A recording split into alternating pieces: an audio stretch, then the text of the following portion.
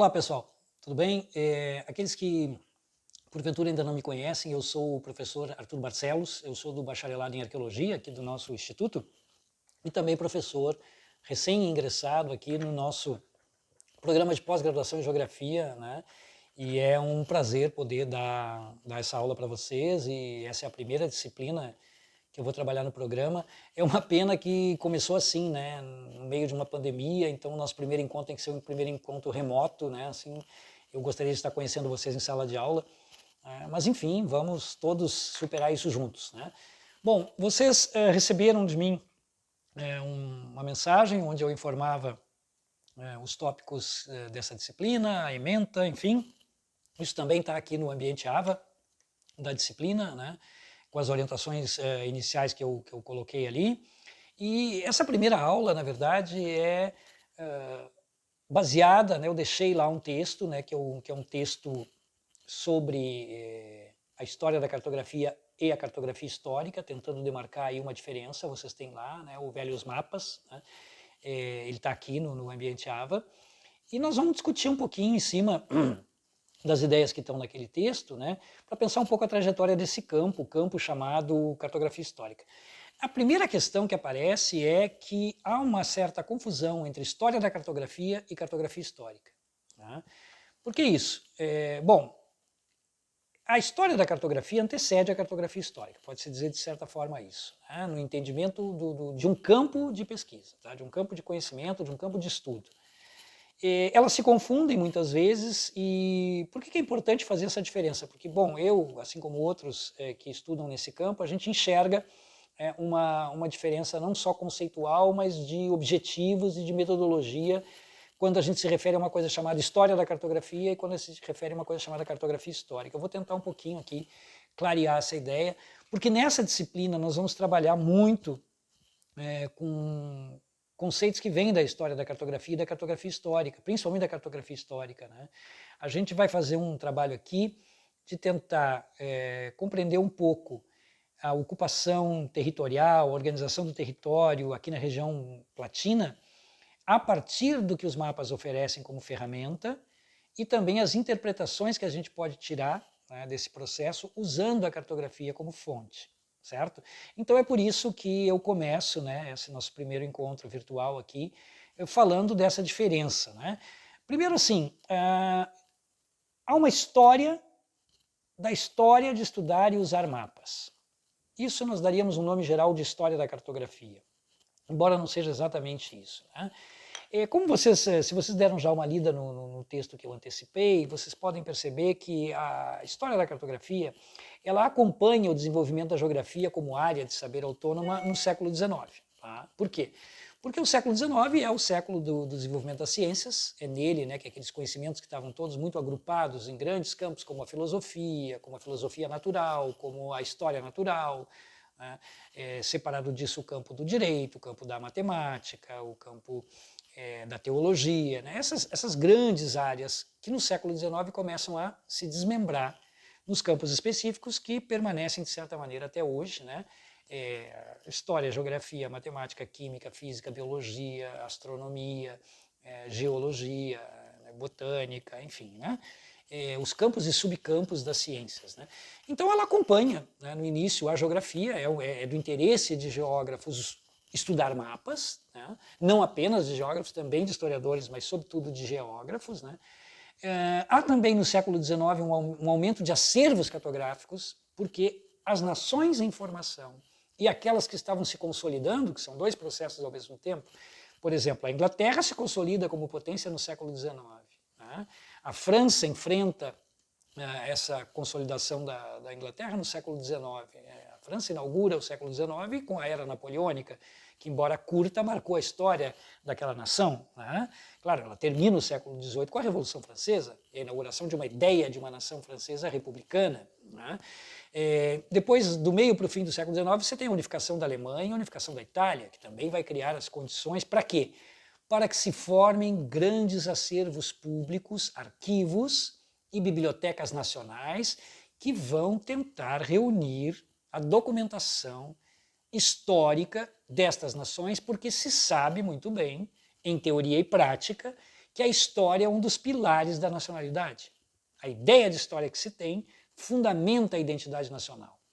Então, todo o conhecimento que eles pudessem reunir, inclusive retirando de mãos particulares no processo de retirar poder da burguesia, da nobreza, perdão, vai gerar acervos, né, importantíssimos, e entre esses acervos uma enorme quantidade de mapas, tá, que já estavam em mãos do Estado no tempo das monarquias e que estavam nas mãos da nobreza também, nas suas coleções particulares. Muitas delas reverterão para o Estado, tanto na França como em outras regiões. Na Inglaterra será um pouco diferente esse processo, mas de qualquer maneira os grandes museus, as grandes bibliotecas e os grandes arquivos surgem no século XIX.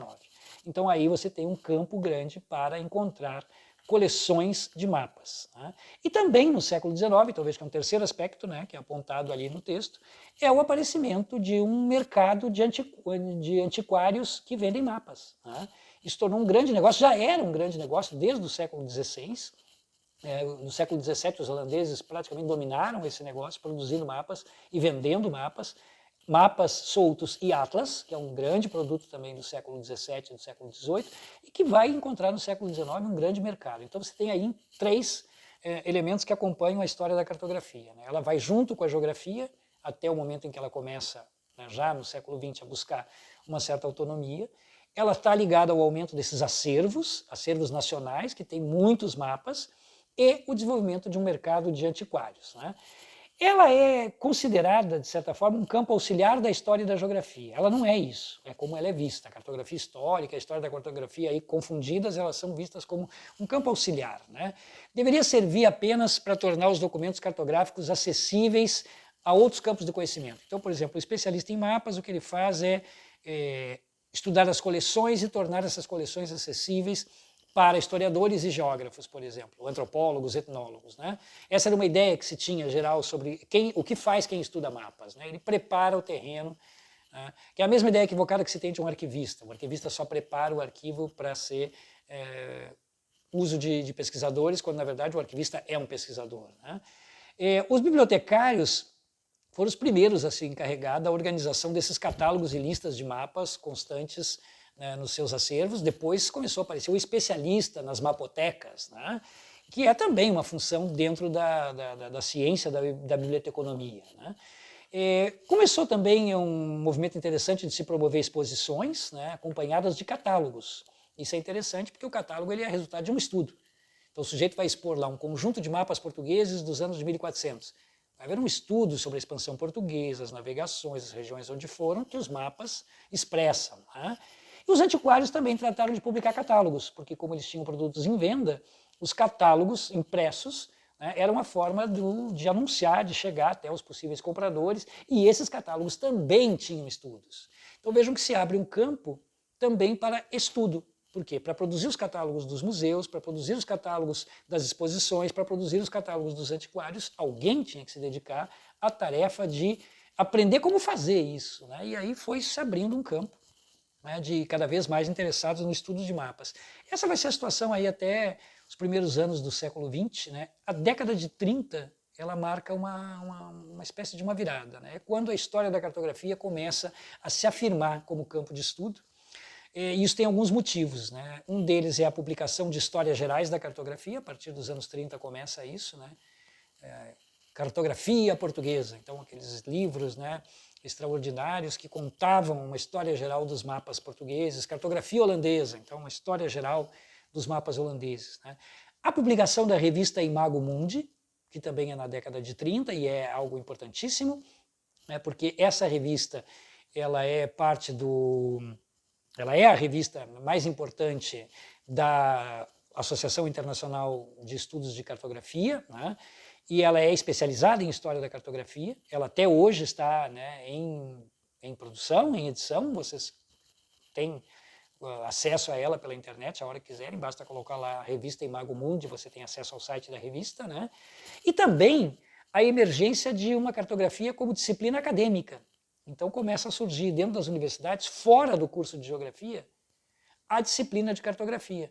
Num primeiro momento vinculada à engenharia cartográfica, que é a cartografia que é feita para produzir mapas atuais, mas também abrindo espaço para uma história da cartografia, para que se pudesse entender a história da produção de mapas. da produção de globos, né?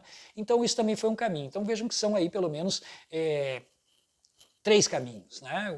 A publicação de histórias gerais da cartografia, o aparecimento da revista Imago Mundi, que é um marco, ela é a primeira grande revista para publicar estudos específicos de estudos de mapas, e a emergência de disciplinas de cartografia nas universidades, né? Também começa a se discutir, então, o estudo do conceito de mapa e cartografia. Aí começa a se tentar definir, a partir dos anos 30 em diante, década de 40, década de 50, quando a gente fala de mapa, está falando do quê? Quando fala de cartografia, está falando do quê? É a mesma coisa? Carta, mapa, croquis. Né? Esses conceitos vão sendo aprimorados a partir, então, da década de 30 em diante. Né?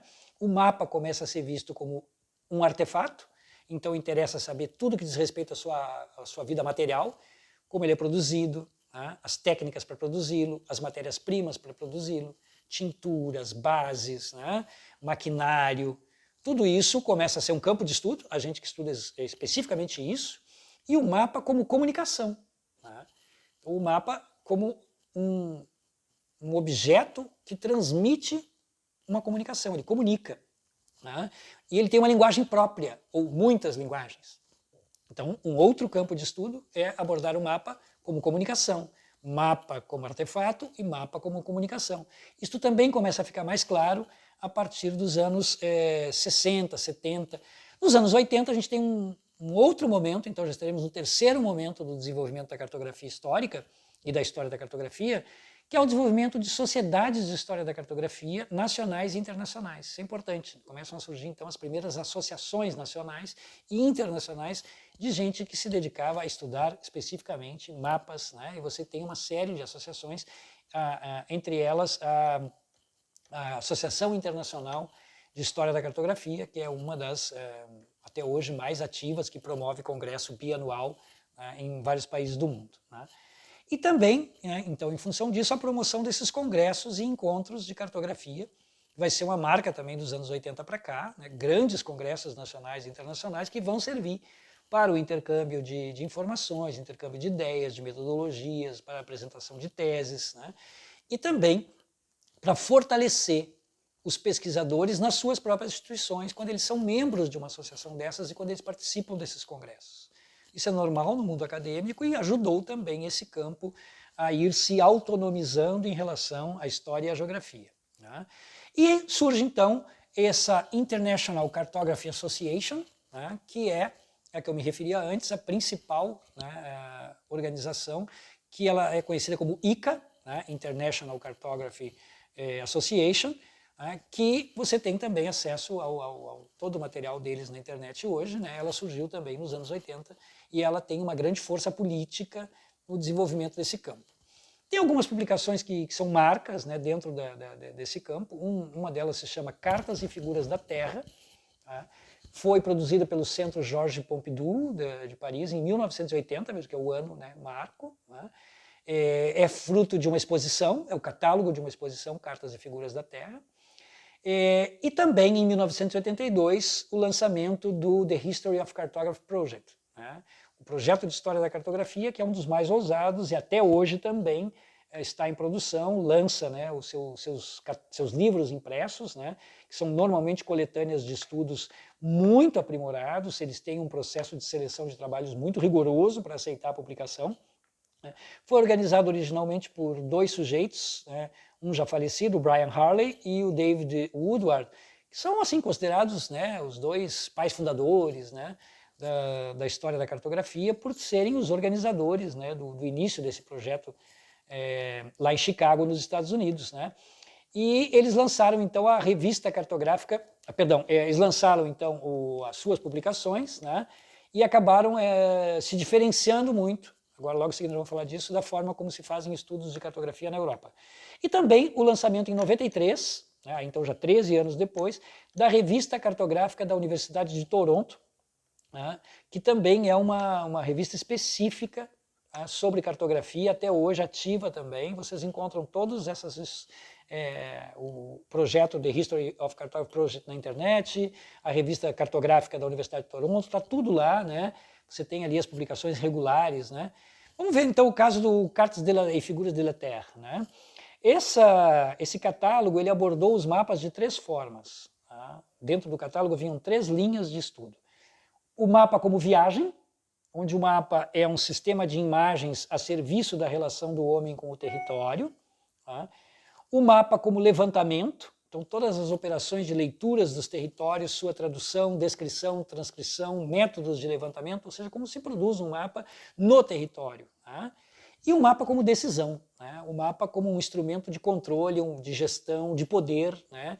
De transmissão de conhecimento. Então, vejam que eles dividiram esses 3 eixos, né? Viagem, levantamento e decisão, para dar conta de pelo menos 3 esferas que são possíveis de se observar fazendo estudos de mapas. Esse catálogo ele foi importante porque trouxe essa possibilidade de ver os mapas para além apenas das técnicas e dos mapas sendo usados como uma história visual de uma nação, por exemplo, os mapas da expansão portuguesa. Não, eles foram muito além disso, né? E é por isso que são considerados um marco. Né? O History of Cartography Project, que eu tinha me referido, também. Né? O mais importante é que eles apresentam uma perspectiva mundial. Eles saem daquele ambiente europeu, até porque são de Chicago, nos Estados Unidos. Eles saem daquele ambiente europeu muito preocupado com a história da cartografia europeia e da forma de pensar do Ocidente, da produção de mapa como uma coisa ocidental, e começam a priorizar estudos de cartografias não europeias, tá? Não ocidentais. E isso é uma coisa muito interessante porque eles vão trazer então a cartografia asiática, a cartografia africana, a cartografia indo-americana, tá? E isso abriu uma possibilidade para muitos estudos que só depois começaram a ser feitos, produzidos a partir de instituições de pesquisa da Europa. Né? E eles têm também, então, nesse sentido, uma visão diferente dessa visão evolutiva e linear das representações cartográficas que os europeus têm, porque é muito baseada no conhecimento europeu, como eu digo. Então, o mapa europeu que vai se desenvolvendo até os mapas modernos, né? O tipo de fazer mapa. Eles não, eles estão preocupados com a racionalidade chinesa do ano 1000, como eles faziam cartografia, né? Como era produzida a cartografia, possível forma de cartografar o mundo dos indígenas pré-coloniais da América. Né? Então, isso sai completamente fora de uma linha evolutiva, linear, de pensamento, de conhecimento europeu. Então aqui nós temos, né, esses 2 marcos, né, Cartas e Figuras da Terra, o primeiro catálogo que traz, né, o estudo em eixos de temas bem diferentes daquela tradição muito burocrática ainda de estudo de mapas, e o History of Cartography Project, que é, então, né, uma grande guinada, porque principalmente sai do ambiente europeu. Né? Atualmente, então, a história da cartografia e a cartografia histórica, elas têm algumas coisas em comum.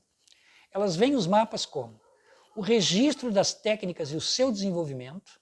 Isso quando você diz, eu faço história da cartografia e trabalho com cartografia histórica. Tudo bem, você pode passar tranquilamente por esse tópico. O mapa como um elemento que possui um mercado editorial próprio, então é uma coisa que se estuda também. Né? O mercado editorial de mapas, catálogos, atlas, mapas soltos, bibliografia sobre mapas. É um mercado editorial próprio, que tem um interesse próprio, um campo próprio, inclusive com algumas editoras especializadas em produzir livros e catálogos e atlas, né? Que tem toda uma especificidade para produzir todo um mercado consumidor próprio, ou seja, pessoas que compram têm uma característica, um conjunto de características. Né? São um instrumento de poder e controle político, isso aí é básico, né? Evidente, mapear o mundo é para conhecê-lo e de alguma maneira imaginar que pode controlá-lo. Né? É uma expressão de aspectos culturais, o mapa, amplos, que abre várias possibilidades de se entender como as sociedades que os produziram e consumiram lidaram com os mapas, né? E o mapa é um elemento de comunicação de ideias. Né? Essa é a vertente hoje mais forte, né, que nós temos no campo da cartografia histórica, né? Que é a ideia do mapa, o mapa visto como símbolo, que vai perpassando o imaginário social, né? Eles têm um circuito de uso, de troca, de significado em cada sociedade, são diferentes, né, uns dos outros. Né? Então aí você tem todo um campo de estudo. Qual seria a diferença básica, então, entre a história da cartografia e a cartografia histórica? A história da cartografia ainda fica um pouco presa nas técnicas e também no mundo de uma cartografia nacional, digamos, né? Esses estudos da cartografia portuguesa, a cartografia holandesa, como ela se desenvolveu. Né? Enquanto